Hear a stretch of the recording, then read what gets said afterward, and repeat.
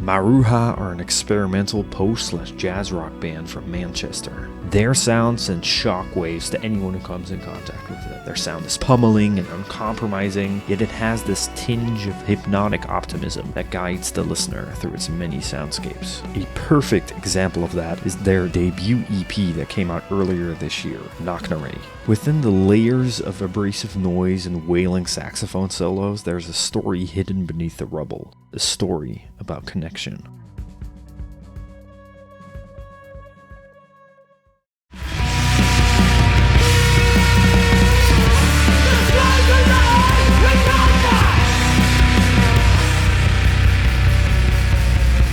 We start in a barren land full of rivers of rubble. The narrator describes a scene of intense battle, where the fighting feels as extreme and abrasive as harsh weather does. Loud rumbling in the sky, and flashing fire between the clouds like thunder. The soldiers fall like rain, stuck in a war they had no intention of being in, commanded by a person above them, creating this extreme bloodshed. The instrumentation echoes this destructiveness, the drums rumble and encompass your ears, full of gargantuan energy, the saxophone cutting through the mix with wailing and abrasive melodies. The guitars electrify the scene with an extra layer of intensity.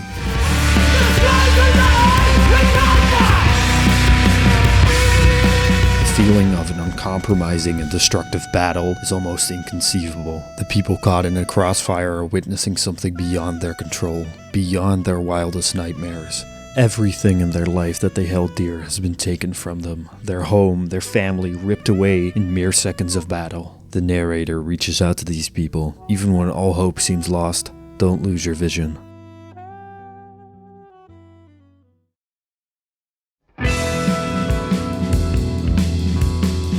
Fighting is stopped, and now the civilians leave the wasteland they once called home. They move to the border, seeking refuge in a place away from all the agony. They're pushed into an area of confinement, left in the mist and the cold.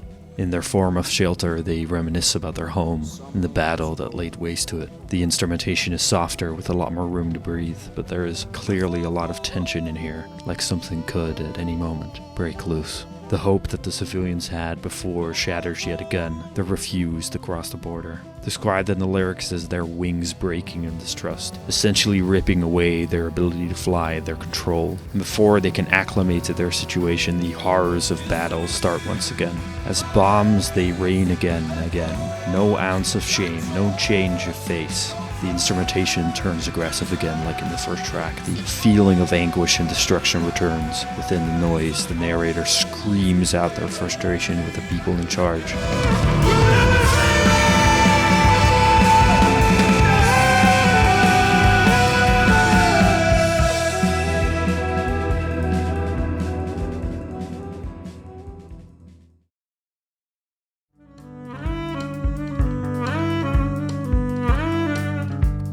The tinker is instrumental. Even after all this darkness, there's a feeling of optimism here. The instrumentation builds up slowly but surely, like the civilians are trying their best to survive in their situation.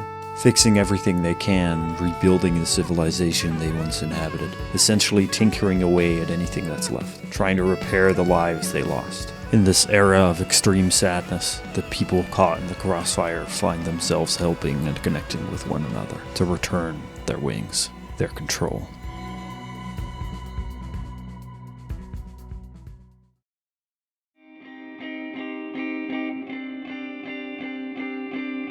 The civilians have reclaimed the semblance of the lives they once lived, and voiced their anger at the state allowing this misery to happen. This song is called Kakistocracy. A kakistocracy is a government formed by the least suitable or competent citizens of a state, aka the upcoming Dutch coalition. The civilians feel suffocated by the lies and false hopes that the government provides, feeling like this cycle of bloodshed may happen once again. This suffocation is felt in the instrumental, encompassing the entire mix in a soundscape filled with aggressive abrasiveness. 'Cause of your lies, now I can't see, and I can't breathe.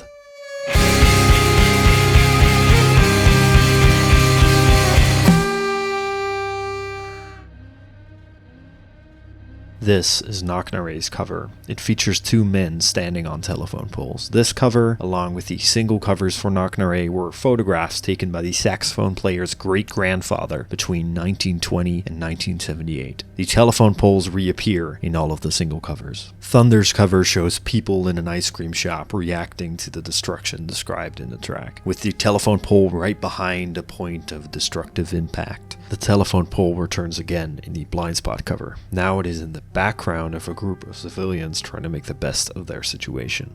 The Tinker cover shows a man playing a flute, cheering up the children in a crowd. The feeling of this cover is a lot more optimistic, showing that connection between people can mend the hardest of situations. The telephone pole is yet again featured in the background. The telephone pole is a motif in the covers that symbolizes the connection of people in times of darkness. The Knocknarea cover shows two men standing on telephone poles. One of the men is passing the other an insulator. They're attempting to fix the technology that allowed them greater connection. Even in times of anguish, the people push through the rubble and rebuild the connection. In just a short 22-minute EP, Maruja tell a vivid and uncompromising story of the incompetence of governments in war, the hope that civilians have to survive, and most important of all, mending the destruction with connection. In my opinion, the storytelling of Maruja is something incredibly gripping and inspiring. The musicality on display is awe-inspiring and gargantuan. I saw them live a month ago, and everybody in the room felt the power of their music. For the entire festival, everybody talked about how unique and fantastic they were. Their voice is unlike anything I've heard in a while, and they clearly have a lot more to say. And I, for one, can't wait to hear what they have in store for us.